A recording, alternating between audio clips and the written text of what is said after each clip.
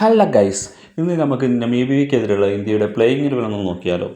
അഭിഷേക് ശർമ്മയ്ക്ക് പകരം നമ്മുടെ സഞ്ജു സാംസണാണ് ഓപ്പണിങ്ങിലേക്ക് വരുന്നത്. സഞ്ജു ഇന്ന് ഫോമായാൽ സഞ്ജുവിന് അടുത്ത കളികളിലും 5-6 സ്ഥാനങ്ങളിൽ ചിലപ്പോൾ കളിക്കാൻ അവസരം കിട്ടും, റിങ്കു സിംഗ് ഫോം ഔട്ടാണെങ്കിൽ.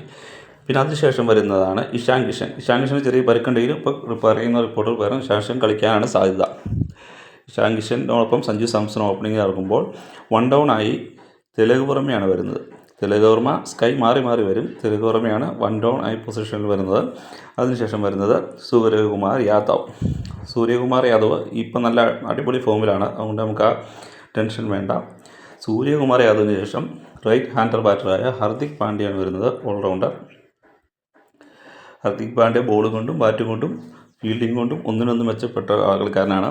പിന്നെ വരുന്നതാണ് റിങ്കു സിംഗ്, ലെഫ്റ്റ് ഹാൻഡർ ബാറ്ററായ റിങ്കു സിംഗ് മികച്ചൊരു ഫീൽഡറും കൂടിയാണ്. അതിനുശേഷം വരുന്ന ഓൾറൗണ്ടർ ശിവൻ ദൂബെയാണ്, മീഡിയം പേസറും അതുപോലെ ലെഫ്റ്റ് ഹാൻഡർ ഹിറ്ററുമായ ശിവൻ ദൂബെക്ക് വരുന്ന സ്പിൻ ഓൾറൗണ്ടറായ Axar Patel, left hander batter.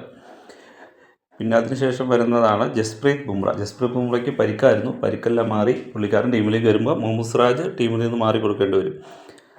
പിന്നെ വരുന്നത് അർഷദീപ് സിംഗ്, ലെഫ്റ്റ് ഹാൻഡർ സീമറായ അർഷദീപ് സിംഗ് ആണ് വരുന്നത്.